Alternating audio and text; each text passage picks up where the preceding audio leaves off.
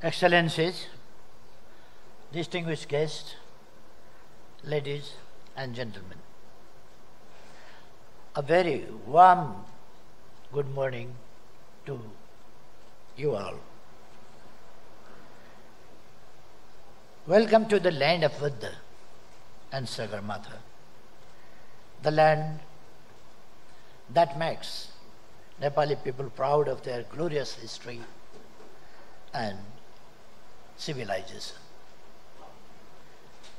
Welcome to the land where you will be fascinated by its majestic mountains and as well as unparalleled natural wonders and by its incredible cultural richness. Welcome to the land of friendly and hospitable people where guests are treated as God.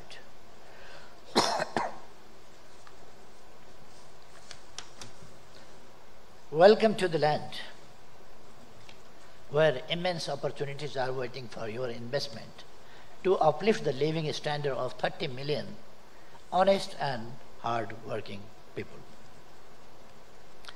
And here is a government that is stable and remains fully committed to protecting your investment with assured profit. I am sure all this will inspire you to make Nepal a second home, a place of your constant stay and a hub of your business. Nepal offers many more things. Let's jointly explore and share.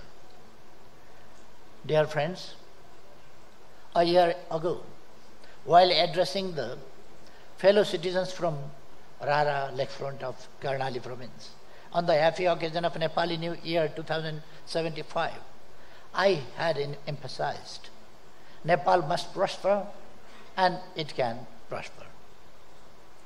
That was an opportunity for me to outline my vision for development of this country.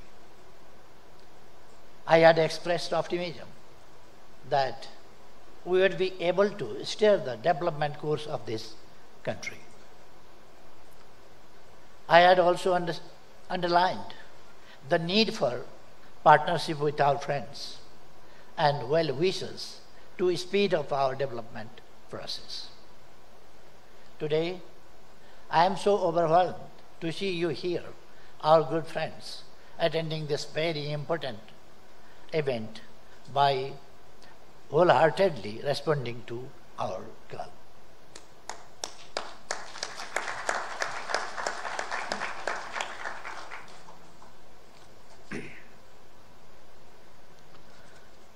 I deeply appreciate your valuable participation in it.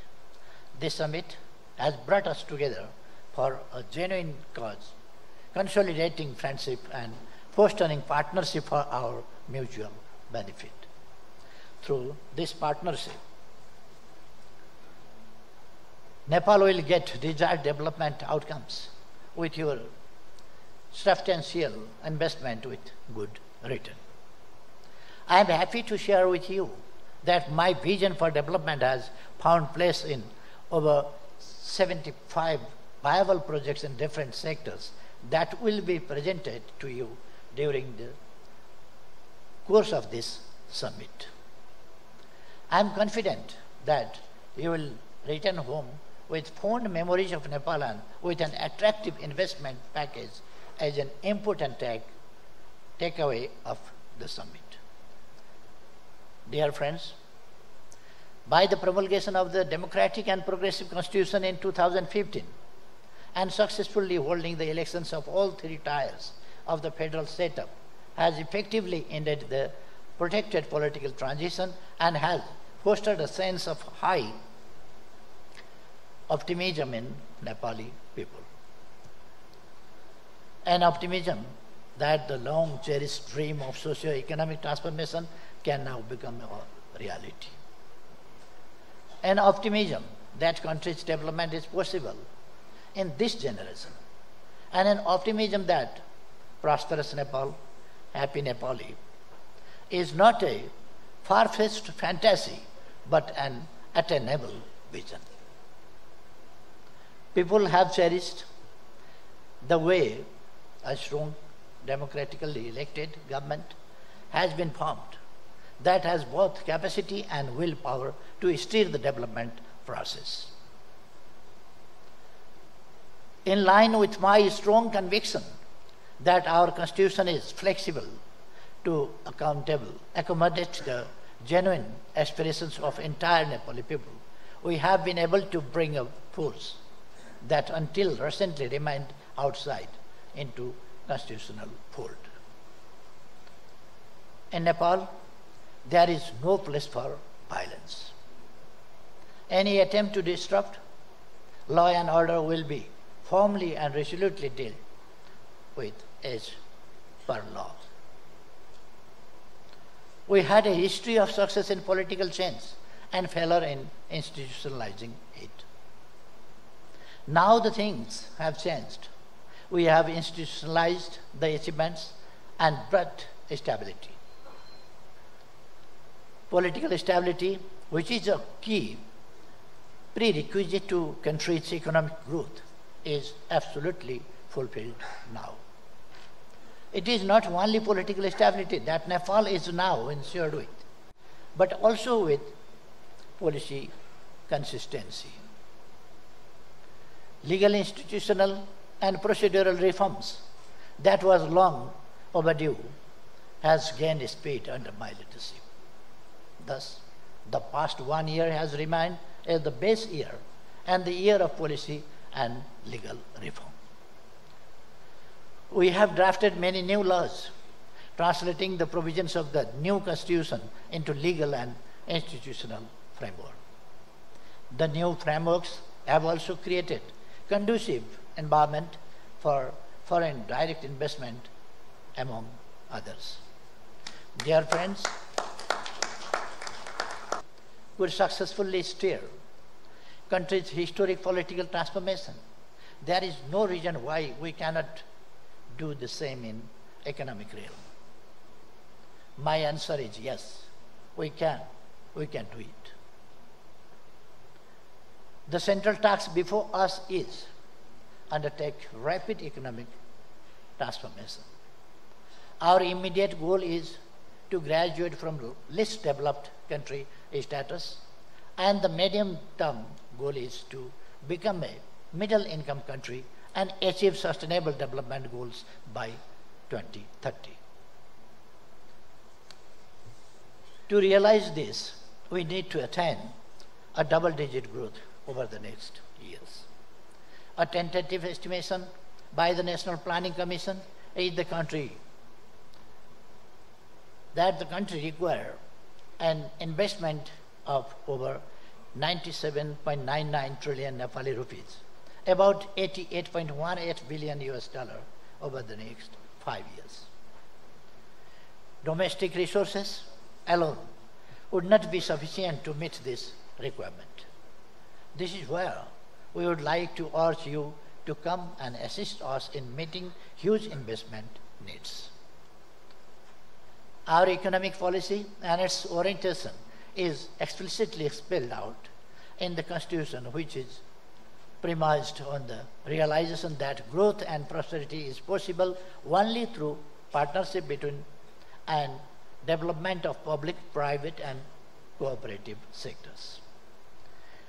Distinguished guests, we are mindful that investment requires transparent and responsive governance and rule of law. With elected representatives in all levels of our federal setup, governance attributes are improving. There is already a healthy competition among the provinces and local governments on incentivizing investment and getting more of it. I have said time and again that under my leadership, there is absolutely zero tolerance on corruption. I am convinced that good governance is essential for economic development and prosperity. We are committed to promote free and fair competition among private sector stakeholders. And you have already witnessed our firm stand against cartel and syndicate. Dear friends, in the past few months, we have made substantial progress in improving investment climate in the country. A sound regulatory framework has been established with the enhancement of two key legislations: Foreign Investment and Technology Transfer Act and Public-Private Partnership and Investment Act. The Public-Private Partnership and Investment Act provides one-stop service for any foreign investment of over rupees 6 billion or a hydropower project over 200 megawatt capacity. The new Foreign Investment and Technology Transfer Act 2019 ensures national treatment for any foreign investment. An automatic route system has been introduced to keep the foreign direct investment related processes simple and predictable, and repatriation is guaranteed under earning or equity. We have recently implemented a universal contribution-based social security scheme that will have a transformative impact on the country's socio-economic landscape. The scheme, which covers Medicare facilities, safe motherhood, accidental and old age security of workers, does not only butters the foundation of a welfare society, but also ensure better and healthier industrial relations and hence contribute meaningfully to conducive environment for investors. Our reform drive has gone well beyond this regulatory framework.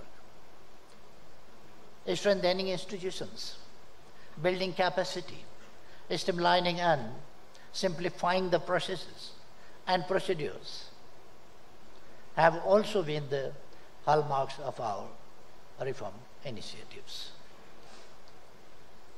Statutory provisions pertaining to land acquisition, company registration, equipmental assessment, and infrastructure development have been relaxed and simplified.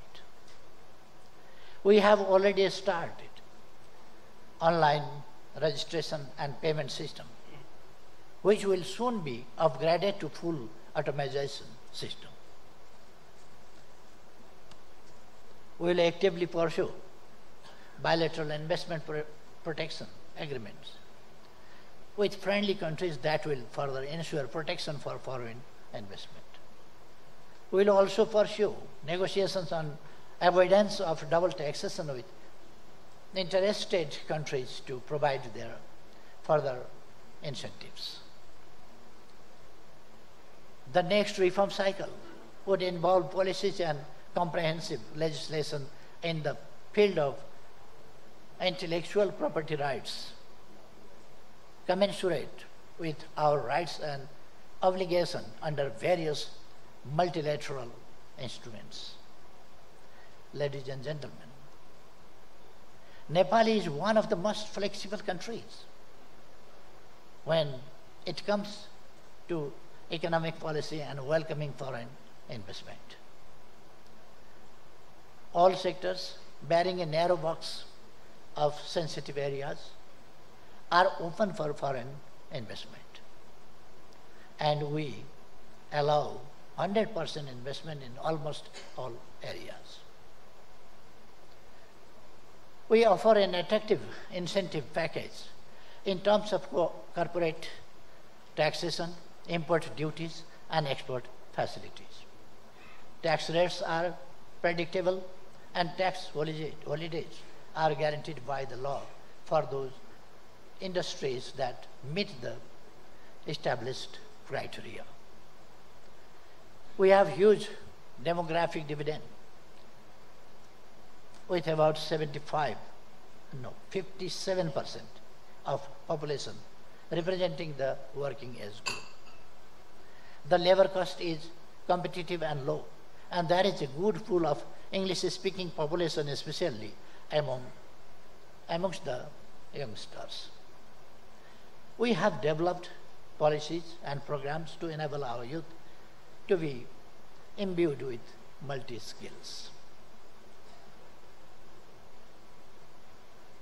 Qualified and skilled manpower available at reasonable cost locally will make your investment less costly.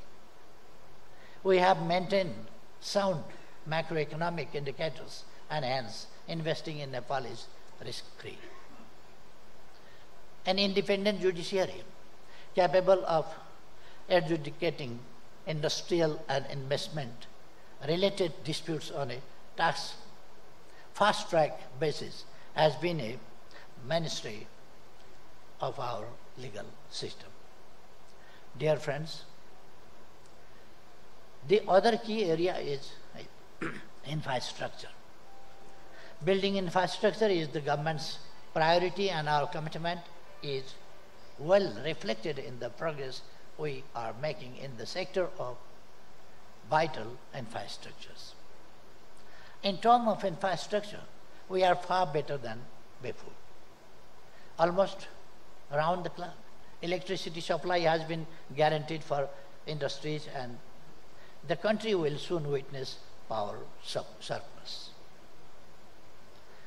Road connections within the country and across border connectivity have improved substantially.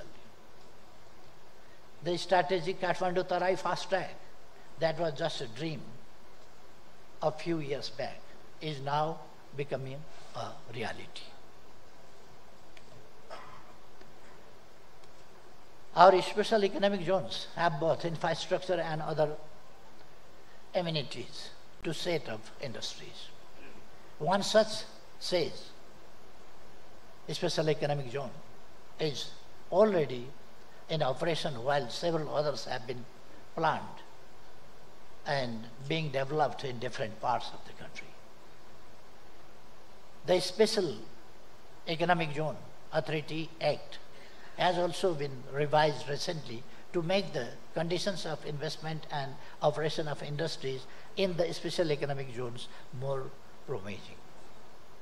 Since Nepal has established a federal system of governance, our aim is to undertake a balanced development approach so that all the provinces get fair opportunity for the development of their industrial base with foreign investment. Guided by this spirit, we have decided to establish at least one industrial estate in each province. Likewise, with a view to promoting small and medium-sized enterprises, we intend to establish one industrial village in each local level. Dear friends, investors know better than others about the importance of location. Nepal's strategic location between the world's two largest markets with increasing purchasing power, China and India, served as a compelling indicator for investment. Nepal enjoys access to both markets on preferential terms. With India, we have duty-free arrangements for most of our products, both primary and industrial goods, while China has granted a significant number of our tariff lines duty-free access to its market. Beyond neighborhood, export from Nepal is entitled to various kinds of duty-free and preferential schemes put in operation by both developed and developing countries, trade partners for the group of least developed countries. Size of our domestic market is also expanding, along with the growth of middle-class population and people's purchasing power.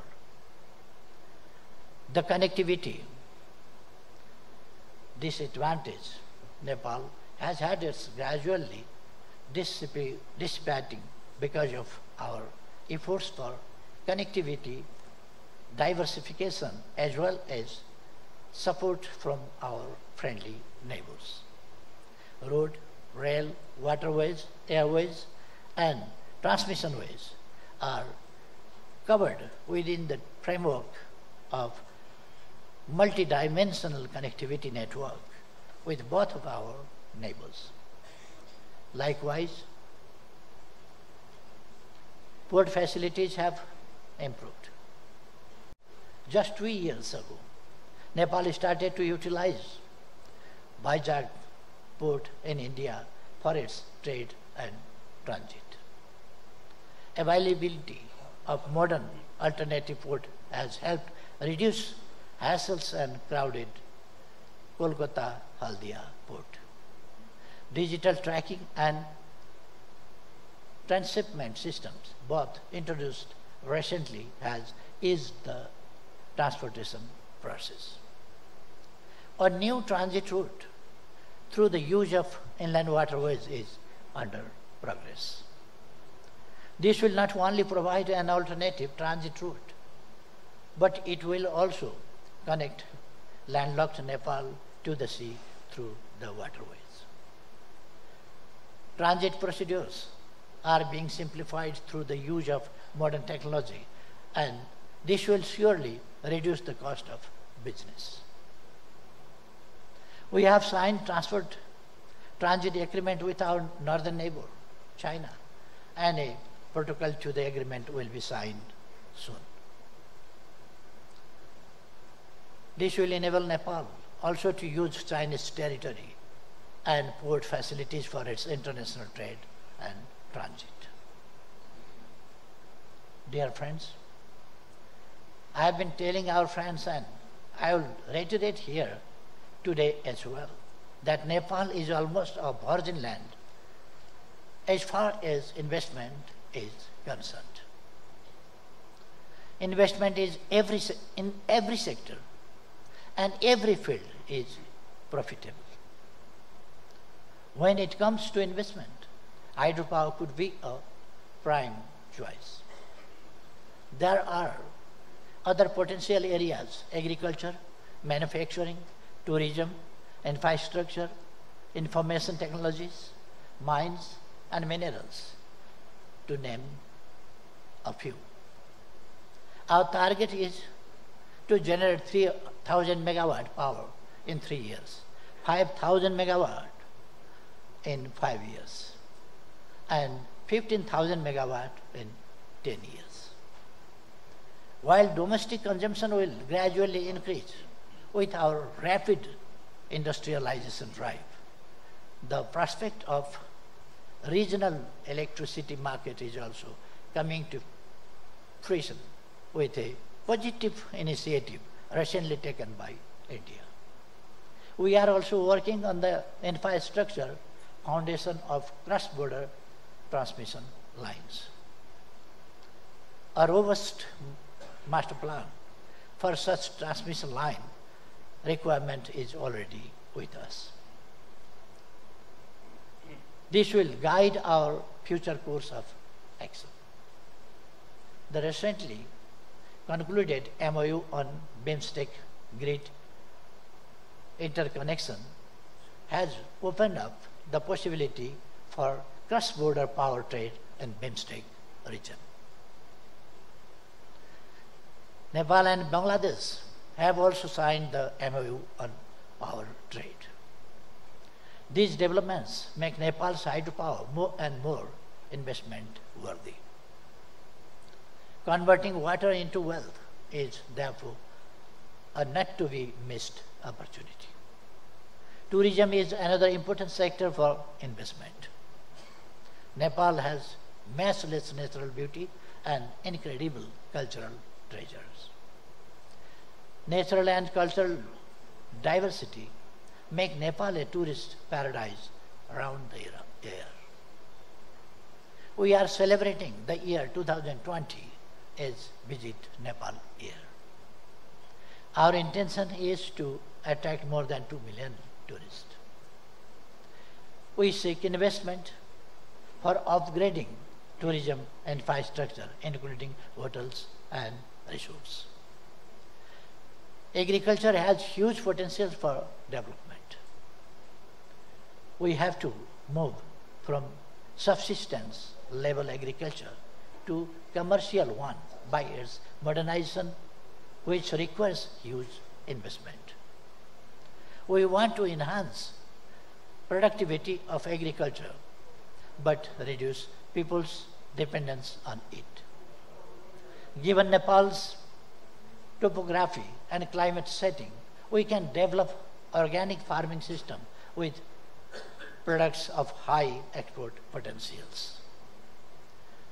Dear friends, my government is not only a stable government with 2/3 majority in the parliament. It is also a government with a clear vision and objective for the development of this country. Devising economic policy, the government is not moving alone. Private sector has been taken on board as an indispensable partner in the journey for economic transformation. Before I conclude, I would like to share with you that development agenda and foreign investment enjoy national consensus in Nepal. All political forces in the parliament stand together to invite and encourage foreign investment. My message to you all is Nepal is ready for business and investment. We welcome your investment. Feel secure and seize the moment. Our investment will be protected and your profit will be guaranteed. We do not want any further delay in our journey towards prosperity.